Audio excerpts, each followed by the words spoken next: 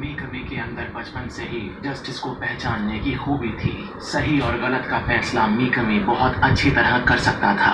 मीकमी ने बहुत बुरे दिन देखे हैं, यहाँ तक कि उसने अपनी आंखों के सामने मौत भी देखी है। मीकमी ने डेमिगावा को बिना मुझे बताए ठिकाने लगा दिया था, लेकिन अब मेरे पास यानी कि कीरा के पास कोई ऑफिशियल स्पोक्स पर्सन नहीं था। किसी न किसी को कीरा की आवाज़ बनना ज़रूरी था। लोगों तक अपनी बात पहुंचाना कीरा के लिए बहुत ज़रूरी था। सब लोग में बैठे थे, तभी माचुरा आता है और एक खबर देता है।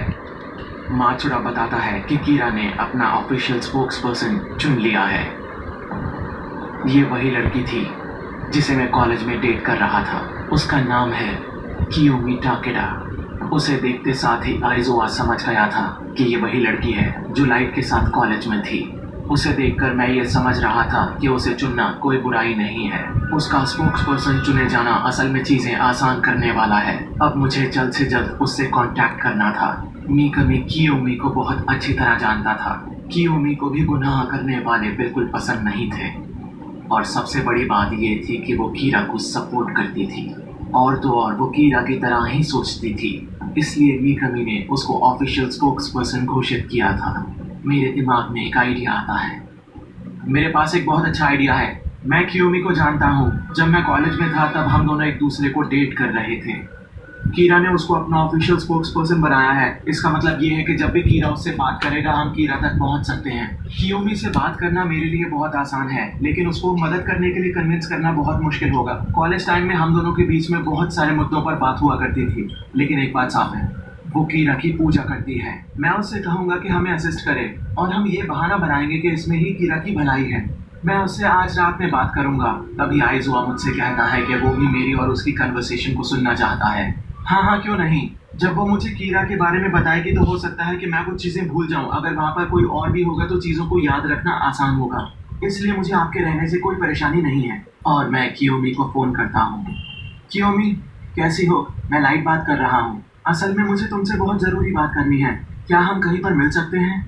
मैं उससे कहता हूँ कि हमें अकेले में मिलना होगा। असल में मुझे तुम्हारी मदद की बहुत ज़रूरत है। मेरी बात सुनो कियोमी। बात यह है कि मैं पुलिस के लिए काम कर रहा हूँ, और हम दोनों एक दूसरे के बहुत काम आ सकते हैं। कियोमी मिलने के लिए तैयार हो जाती है। तुम्हारा बहुत बहुत शुक्रिया। मैं एक होटल का रूम बुक कर लेता हूँ। होटल रूम का नाम सुनकर वो थोड़ा चौंक जाती है, क्योंकि वो मेरे और मीसा के बारे में सब कुछ जानती थी। वो असल में बात यह है कि जितना मैं समझता था मीसा उतनी इंटेलिजेंट नहीं है। मेलो ने मीसा के रूम में एक कैमरा और माइक लगा रखा था।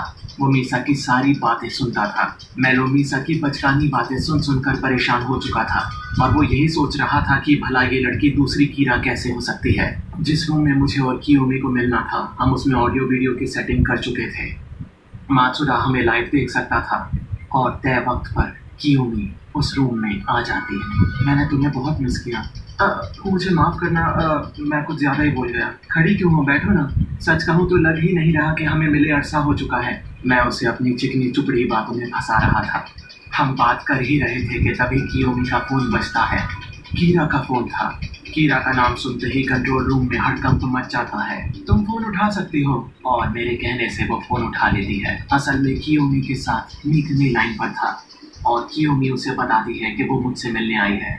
मैं सोच रहा था कि कितना अच्छा होगा अगर मीकमी कियोमी से कहे कि वो जिससे मिलने आई है, मीकमी उससे बात करना चाहता है, और मेरा इंतज़ार खत्म होता है। कियोमी मुझे फ़ोन पकड़ा देती है। हेलो, बोलो, क्या बात करनी है? 26 नवंबर पर 5 पेजेस। मैं समझा नहीं। आखिर तुम कहना क्या चाहते हो? ये असल में एक कोड था जिसे मीकमी सुनकर हिल जाता है। मीकमी समझ गया था कि वो मुझसे यानी कि असली कीरा से बात कर रहा है। फ़ोन मेरे कान पर लगा था। वो मुझसे पूछ लेता है कि क्या मेरी वीडियो रिकॉर्डिंग बन रही है, क्या मेरी आवाज़ रिकॉर्ड की जा रही है, जिसका जवाब मैं उसे हाँ में देता हूँ। तभी मीकमी एक चाल खेलता है।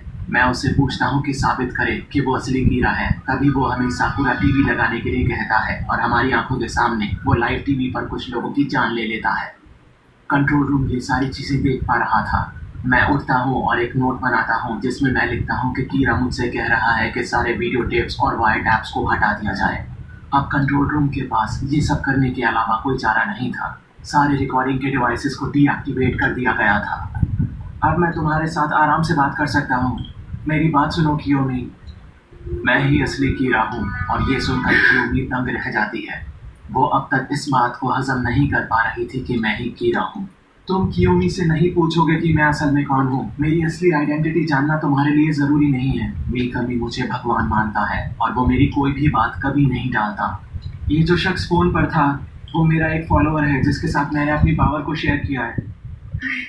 कियोमी के होश उड़ चुके थे। वो मुझसे कहती है कि उसने आज तक एक ही इंसान को एडमायर किया है और वो मैं हूँ। प्लीज मेरा साथ दो कियोमी और मैं तुम्हें मेरी नई दुनिया की गॉडेस बना दूंगा। ये सुनकर कियोमी मेरे गले लग जाती है। कंट्रोल रूम में मेरे फोन का इंतजार हो रहा था और मैं फोन करता हूँ। आज से मुझे ये छलावा करना होगा कि मैं उसे डेट कर रहा हूँ। इस तरह हम कीरा तक पहुँच सकते हैं। मीकामी लगातार डेथ नोट में गुनहगारों के नाम लिखता रहता है। ये गधे का बच्चा मुझसे जितनी मेहनत कराता है इतनी मेहनत तो आज तक मुझसे किसी ने नहीं कराई। दिल तो कर रहा है इसी का नाम डेथ नोट में लिख दो।